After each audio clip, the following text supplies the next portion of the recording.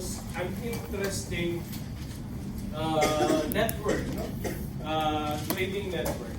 Nakita ninyo bakit nakarating ang Islam, no? How Islam arrived in island Southeast Asia because of this kind of trading arrangement, international trading arrangement. So, meron kang Arab merchants, meron kang mga Indian merchants, Chinese merchants, and they're all interested, no, in Southeast Asia because of a very active trading network. Pero, pagdating ng 16th century, you'll have a very powerful and a very controlling force, no? Doon sa area. At yan ay yung mga sultanates. Sultanates, alam na ninyo, no? These are communities that embrace Islam and eventually adopted no, the political system, no, embedded in Islam. So, spice trade and spice sultanates. Yan yung condition, no, sa Southeast Asia. Maraming mga spice sultanates. Hanggang ngayon, they're still active. Pag nagpunta kayo sa Yogyakarta, sa Indonesia, that's one. If you go to Aceh, no? Yung Aceh sa Indonesia pa rin, this is one. Yung Malacca kasi ang namatay, di ba? 1511. Yung Malacca, it was once a powerful sultanate. No, spice sultanate, but because of the Portuguese who arrived there and who eventually captured Malacca in 1511, namatay. No? That sultanate of Malacca died. Anyway, so yun yung Southeast Asia. Sa Europe, mayroong stiff competition between Spain and Portugal. Ano yung kanilang contest? Ang contest nila, they are after, no, recognition as a world superpower. Sino yung kikilalanin sa kanila na world superpower? Bakit? Bragging rights, kayabangan. Pero paano ka ma-recognize as a world superpower? At that time, no, before you are considered a world superpower, you should acquire a colony. Kaya tandaan ninyo at pansinin ninyo lahat ng mga European countries, Italy, Germany, France, no, Great Britain, Spain, and Portugal, they all they established their respective colonies. Eh bakit kailangan nilang mag-establish ng colony? Nakita nila kasi ang model ng mga Arabs, ang model ng mga Muslim. At ang pinaka-prominent na model, no, at that time was yung Islamic model ng Ottoman Empire.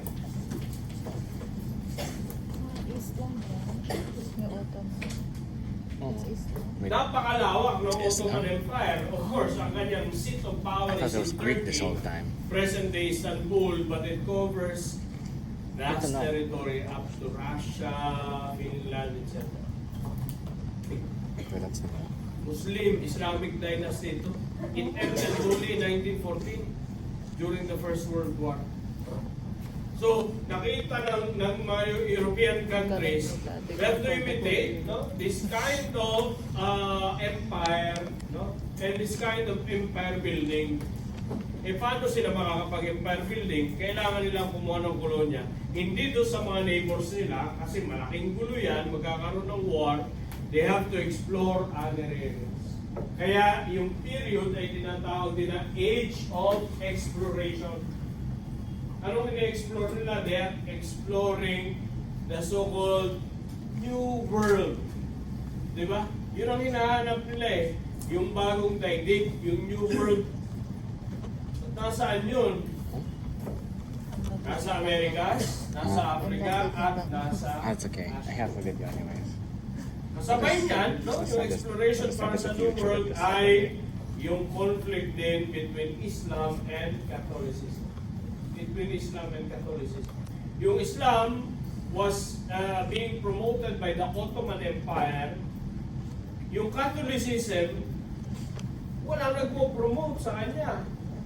So sinabi ng Santo Papa, karon ng order yung Pope that you are responsible, no?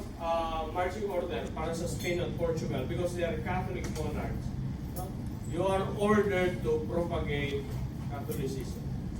Now, balikan natin yung spice.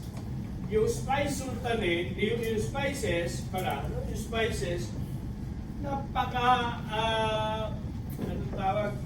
persistent sa imagination ng mga Europeans. Ano ba itong spices eh? Ito ay mga luxury merchandise. Napakamahal pag bibilhin mo sa Europe kasi yung price ay kinukontrol ng Ottoman at saka ng Italy. Ng Ottoman Empire sa Turkey at saka ng Italy. So, anong ginawa ng Spain at saka ng Portugal? Ng Portugal, primarily, ang ginawa ng Portugal, sabi nila, nag-decide sila, we will strengthen our naval capacity, we will explore new routes, hindi natin dadaanan yung route ng mga Ottoman at saka ng mga Italian, we will explore the seas, the ocean. Para makarating sila doon sa Moluccas, doon sa Spice Islands. Kasi yan yung naglalaro sa kanilang imagination. And once they access the actual source of spices, malaki ang promise sa kanila ng profit, ng kayamanan para sa activity na ito. Imagine, nung panahon na yun, pag sinabi mong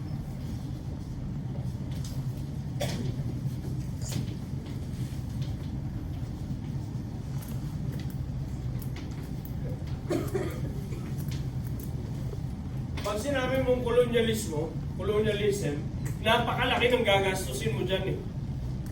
Before you can constitute a group of people, mayroon kang navigator, mayroon kang cartographer, yung gumagawa ng mapa, nagbabasa ng mapa, you have crew, no? Eh bago ka makapag-constitute yan, kailangan mo ng billions of pesos, siguro. Pesos ang tawag natin ngayon. Pero kailangan mo ng silver and gold, no, to finance that expedition. Eh kung hari ka, if you're the King of Portugal or the King of Spain, malaking pera yun. Will actually diminish yung wealth ng kaharian. Pero despite that, no, itong mga hari na ito became interested because may promise yung colonialism at ang promise ay return of investment. ROI. Di ba? Hindi naman baliw itong mga hari na ito na maglalabas ng ganung kalaking pera pero walang mabalik sa kanila. Tandaan ninyo yan. Hindi natin pwedeng i-romanticize ang colonialism. Magsasabihin natin na dumating ang Christianity, dumating ang mga Espanyol, you became westernized, you were westernized, etc. Hindi. Economic ang unang interest ng mga European powers, bakit sila pupunta dito. At hanapin nga nila yung Moluccas o yung Maluco. This is a Portuguese map showing the Moluccas Islands. May nagtanong sa akin kanina doon sa isang klase ko, Sir, bakit ba ang daming spices dyan? Totoo naman, hanggang ngayon, maraming spices dito. Kasi volcanic yung lugar, volcanic yung mga islands. After its volcanic eruption, naging fertile yung lupa, naging fertile yung soil, which is apt for the cultivation of spices. Bakit madadamay ang Pilipinas? Masasama ang Pilipinas dito sa radar na ito, dito sa hinahanap na ito ng Spain at saka ng Portugal. Pagka tinignan nyo kasi ang mapa ng Southeast Asia, yung tinatawag na Spice Islands, so yung Moluccas na yan, is just below Mindanao. In fact, may mga islands dito sa Spice Islands na tinatawag na ito, itong Upper Islands. Ang ilan dito ay part ng Sultanate of Maguindanao hanggang 18th century. Ibig sabihin, parte ng Pilipinas, technically, no? Technically speaking, hanggang 18th century. Kaya lang, noong 18th century, mga 1750s, nag-away ang Spain at saka ang Netherlands, ang mga Spanyol at saka ang mga Dutch. Yung Dutch, sila yung may-ari, colony nila ang Indonesia. Bakit sila nag-away? Nag-away sila doon sa mga islands dito. Dinala ang arbitration hanggang sa The Hague, sa Netherlands. Katulad ng naranasan natin ngayon in recent memory, no? Yung issue ng Spratlys. Pauna-unahan nating laban niya, but we did not represent ourselves kasi wala naman talaga tayong independence pa nun. So nag-away ang Spain at saka ang Netherlands, ang Dutch, ang mga Dutch, and the issue was resolved in favor of the Dutch. Kaya nawala ito, yung portion na ito na dapat sana Pilipinas, napunta eventually sa mga Dutch, tapos nung naging independent ang Indonesia, naging bahagi ng Indonesia.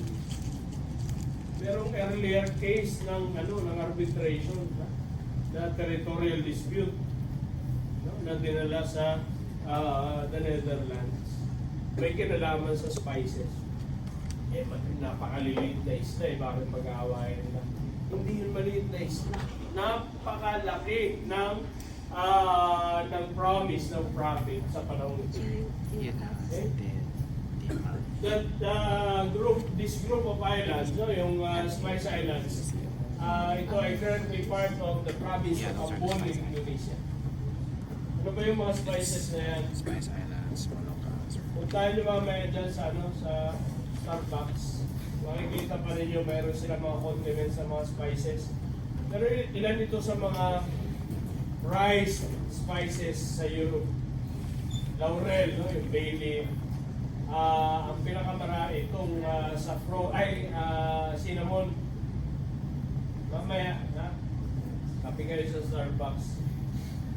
Tapos, lagyan ninyo dito mga condiments na ito. Cinnamon, meron tayong local variety nito. We call it kalinan. Dating ng panahon siguro kung wala kayong maisip na ibang negosyo, ito na lang ang gawin ninyong negosyo. I-revive ninyo yung spices. Kasi Mindanao was actually producing spices also. During that time, ngayon nag-diminish yung yung halaga. Kasi ordinarily, mabibili mo na kayo ng spices, pumunta ka dyan sa condiment section ng SM o kaya ng kahit na ng grocery. You can easily get these spices. Anise, ito yung isa, no? Sa pinakamahal din, especially in the Spanish culinary tradition. Saffron. Ginagamit nila kung marunong kayo magluto. No? Kung alam niyo yung putahe ng ina nyo o kaya yung cooking ng ina nyo, ang saffron ay ginagamit para sa paella. Very good. Paella. Yan yung pang-ulay. Mayroon tayong local version sa Pilipinas. We call it kasubhak. Yan yung parang flowers na nagpo-float pagka kumakain ka ng goto, lugaw. No? Hindi ninyo gano'ng pinapansin. Pero ginagamit yan para mag-add ng color at saka ng distinct aroma dun sa kinakain gulay. Isa pa rin sa pinakasikat na spice ay yung nutmeg. Ang nutmeg, nilalagay din sa kape. Pero mas famous ito dun sa donuts. Alam niyo yung kulay orange na donut, ang tawag ay ano tawag dyan? Samis na donut. So, butternut yata yun. Yung orange. bumili kayo mamaya. Yung naiiwan sa inyong pallet na lasa, galing yun sa nutmeg. Ganito yung actual fruit, no? Actual nuts, no? Ng nutmeg. Now, so itong mga spices ay binanggit natin last time, dinadala dito sa area na ito ng Malacca. That's why, no? Yung kauna-unahang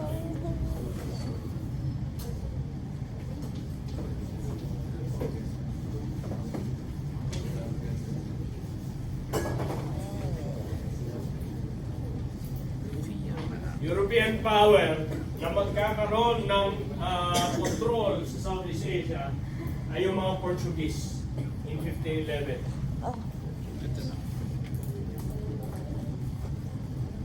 They will capture Malacca. Kasi doon sa area na yon dinadala yung lahat ng mga merchandise. Well, pag sinabing spice trade, by the way, yung spice trade is not only limited to spices.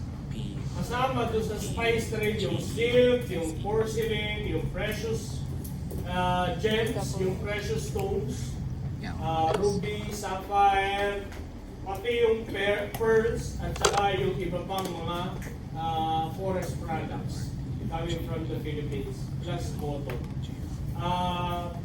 Napakaraming napakaraming mga luxury merchandise at lahat ay dinadala nila to sa meeting area sa Malacca.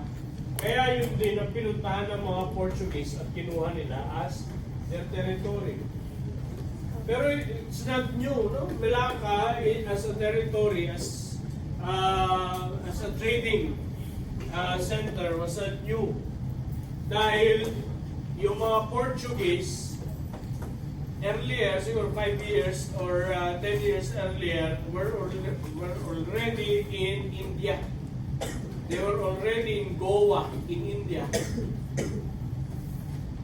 And from India, it was Alfonso de Albuquerque, Portuguese, who established the first European foothold in Malacca.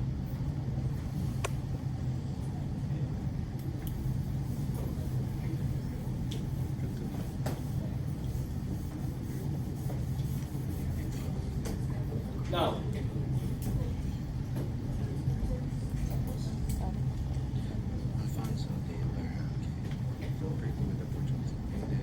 successful yung mga Portuguese, di ba? Through Alfonso de Albuquerque. Hindi niya dinaanan itong land route between the trade routes. kasi nga ayaw na niyang awayin o kalabanin pa yung mga Ottoman Turks, pati yung mga Italian. So ginawa ni Albuquerque from Portugal, he sailed and reconnoitered the entire African continent. He reached Goa, established a factory. Ang tawag ng mga Europeans at the time was not yet a colony.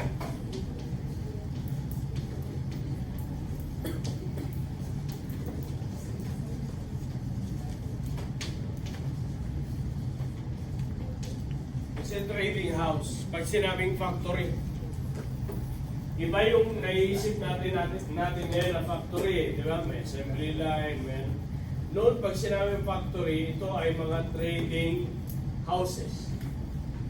Dito nagkikita, dito nagtatagpo ang mga merchants. Dito nila binibenta yung kanilang mga kalakal. So si Alfonso de Albuquerque established a factory here in Goa, in India. He also established a Portuguese factory in Malacca.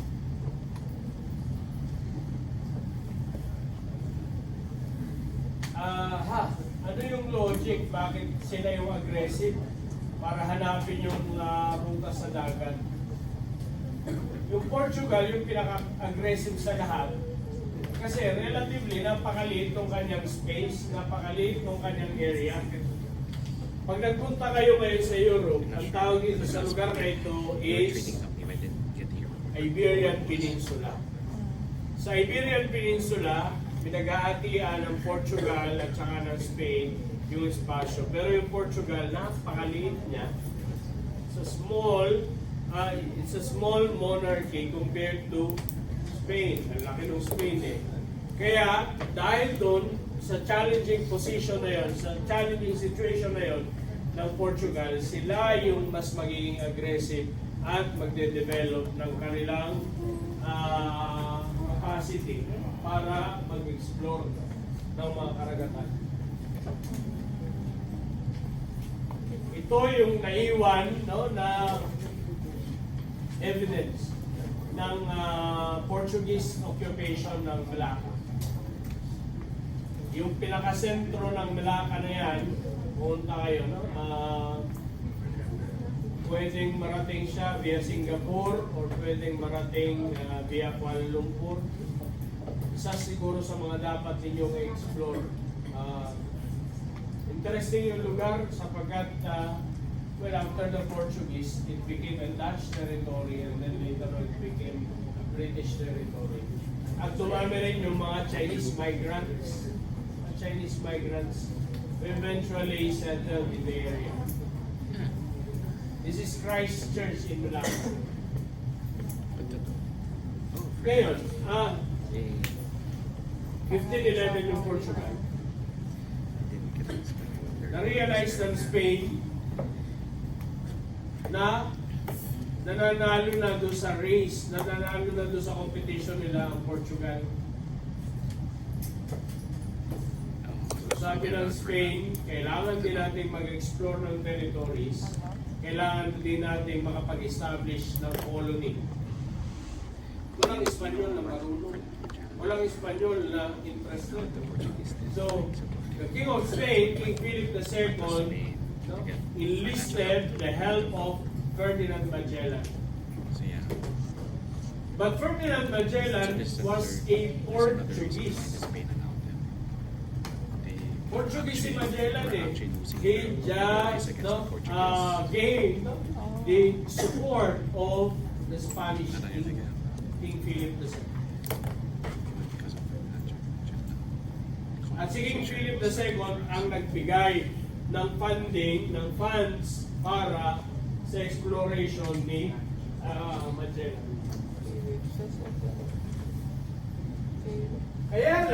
Kaya lang, ang kondisyon is that Spain will not use the route established by the Portuguese.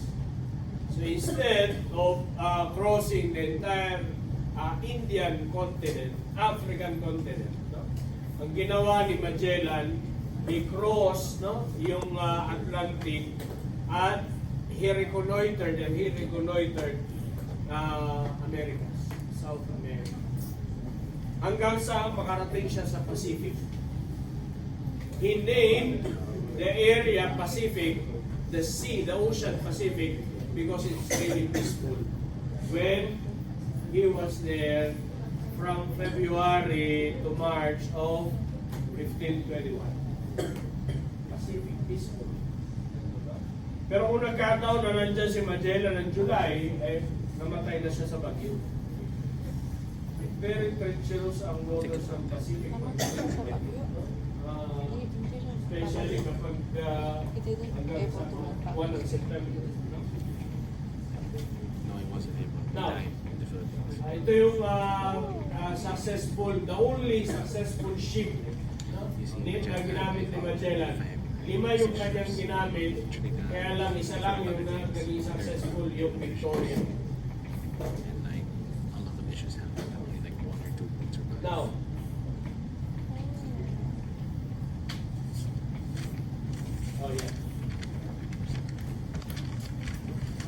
from the point of view of the Europeans,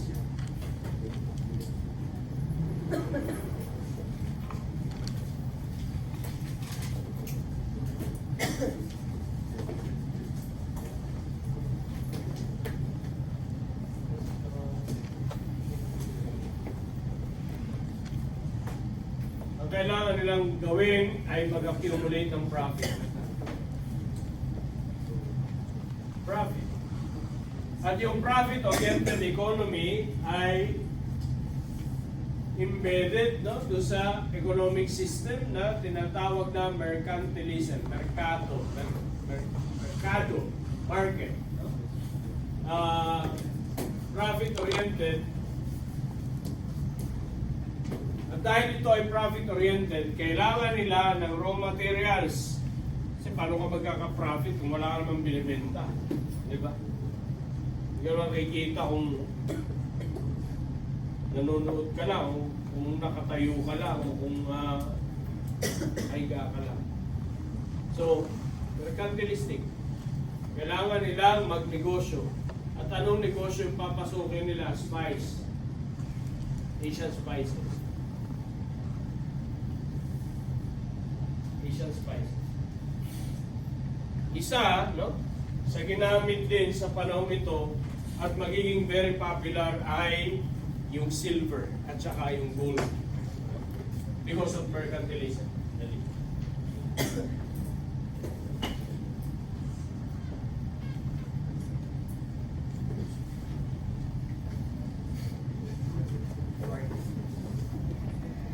Okay, walk down. No, it's just gonna go to the CR. If you saw this, Huh? if you saw we're recording. I don't know. I think he noticed there are different, like, the past two other sessions.